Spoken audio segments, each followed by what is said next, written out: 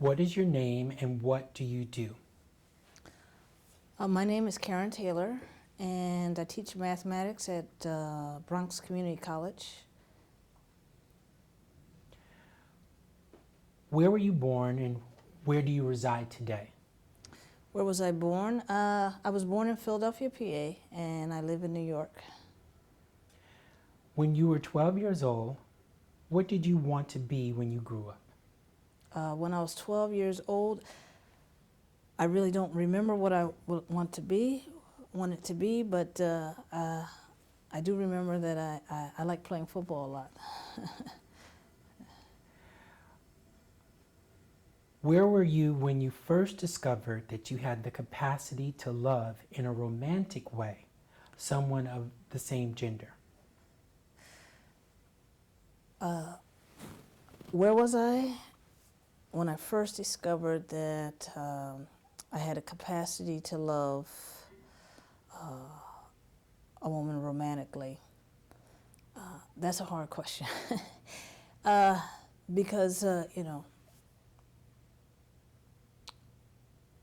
what I view as a capacity to love has changed. But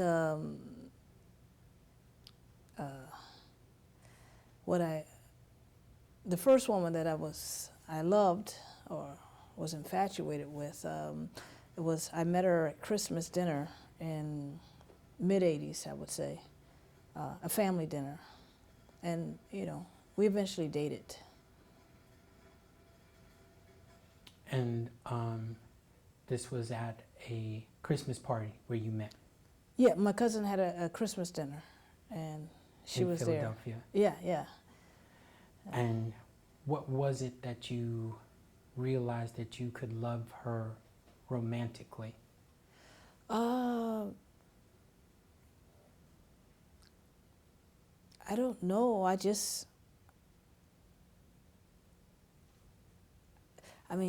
When I first met her, and she had a certain, I don't know, playfulness, silliness, that I found very attractive, and then so it was mainly, I guess, an attraction to her, It was the second woman that I dated, but it was the first time I felt that type of attraction, Think about yourself at present.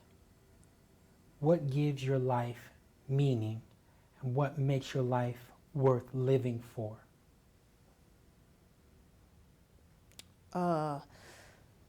At present, what gives my life meaning and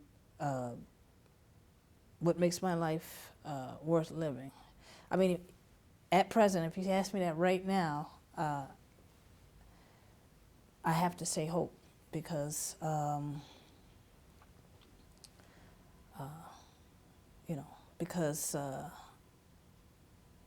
some of the things that in the past I would have answered and said, okay, is this, it's a satisfaction from my job, or the groups that I'm involved, or it's my faith, it's my church, it's have kind of, in the last year or so, I've been struggling with all these. So right now, it's the hope that, that as I go through this process, that, I'll be able to see myself, I'll be able to answer those questions, more definitively, What if you met Jesus in person? What would you say or ask him?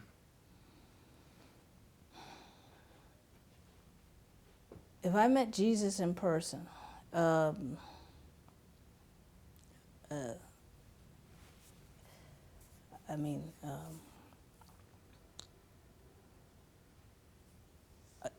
would have to ask, I would have just asked, what would you want me to do, right? Because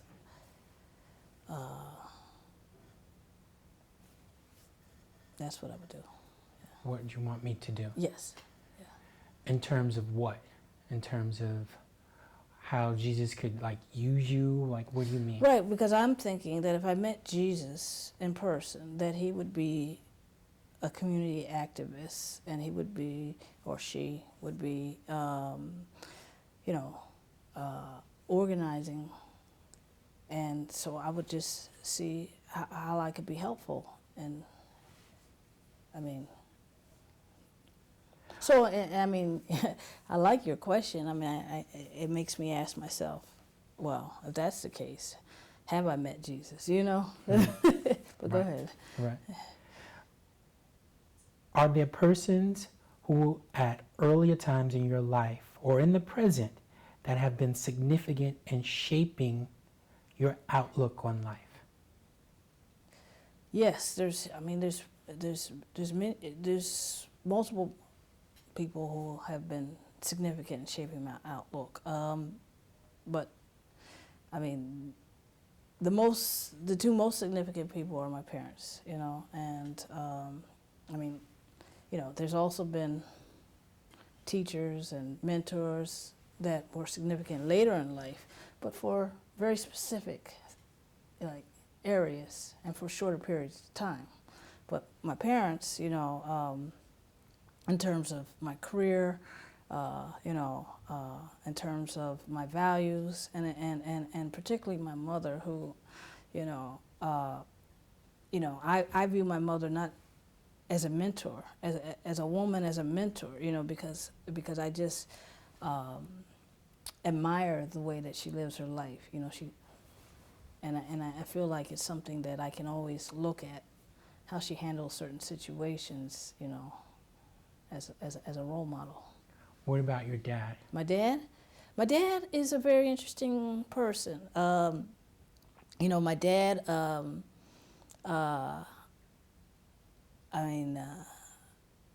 my dad is, you know, of course, he was a very good dad. He's very compassionate. But how did he impact you?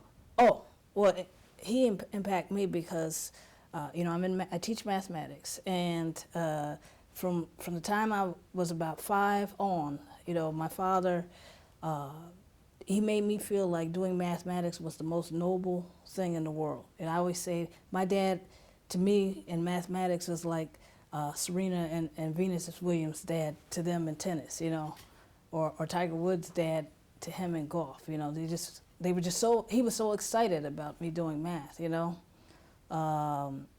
And he also, you know, just put out that goal that, you know, you're going to get an education, you know. Okay. What are the taboos in your early life, and how have you lived with or out of these taboos?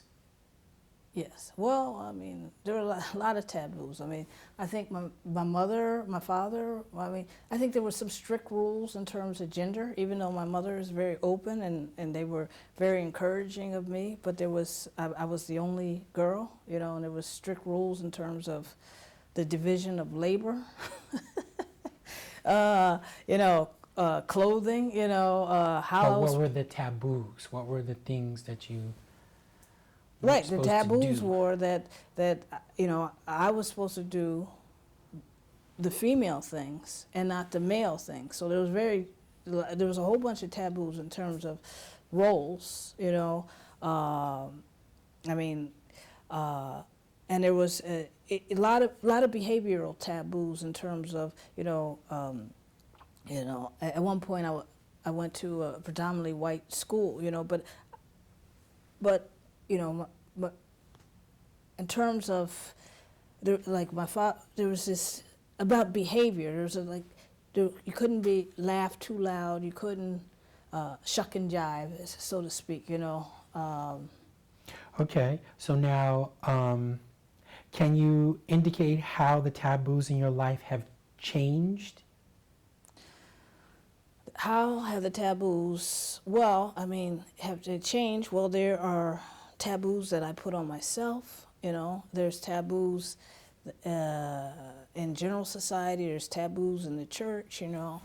Well, the taboos within the SGL community. Well, the taboos, the main one that I see is that this reversal about being in the closet and out of the closet in my life, you know. What were they? So I came out around 19 or 20, and of course coming out is a spectrum, you know, but at that time, you know, the taboo was to not speak very loudly about being gay, and you know,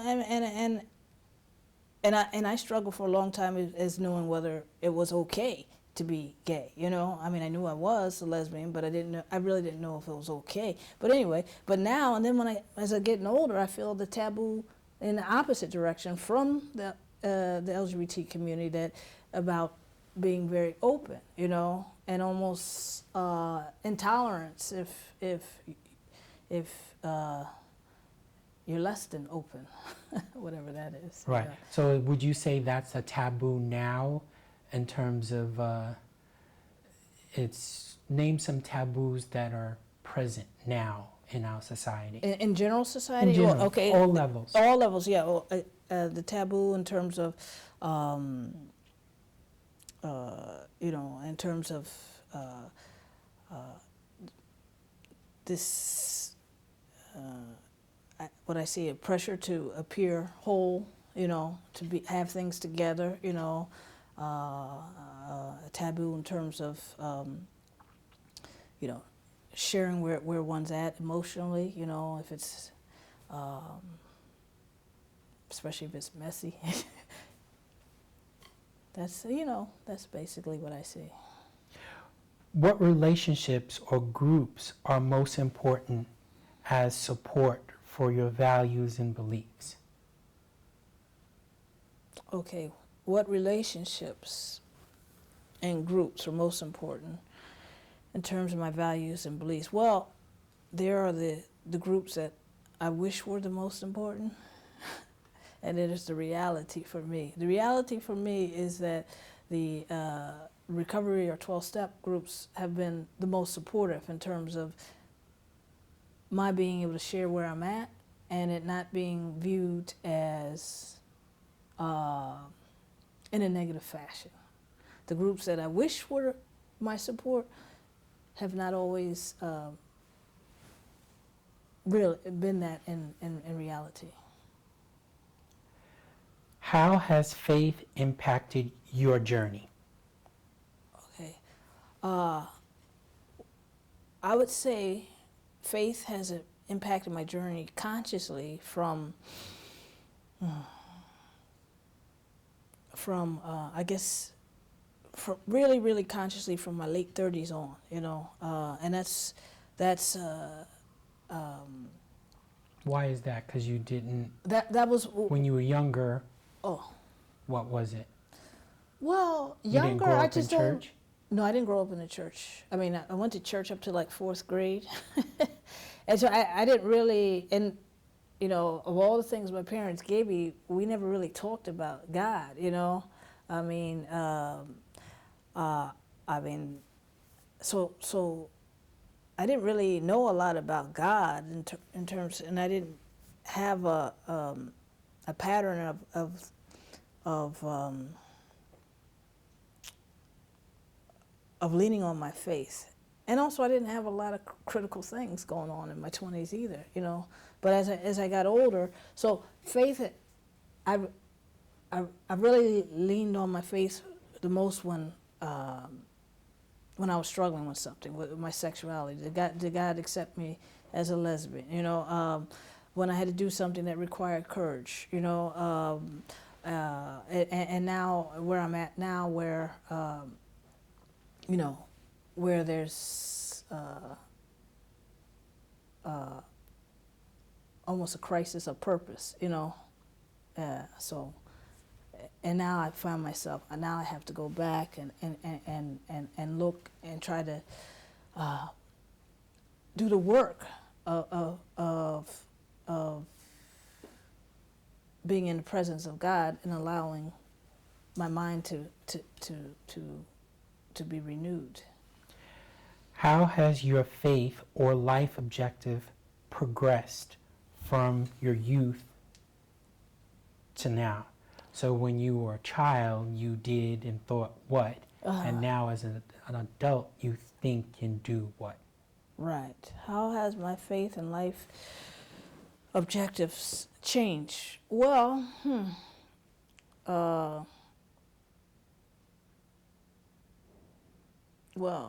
and I guess in life objectives, what do they call it, magical thinking, you know?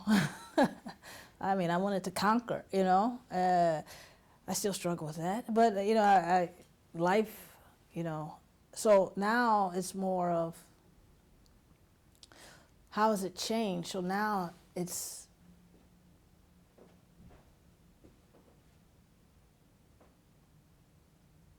yeah. So now you really caught me like right in the place where I'm making a shift, because, I mean, really, I mean, realistically,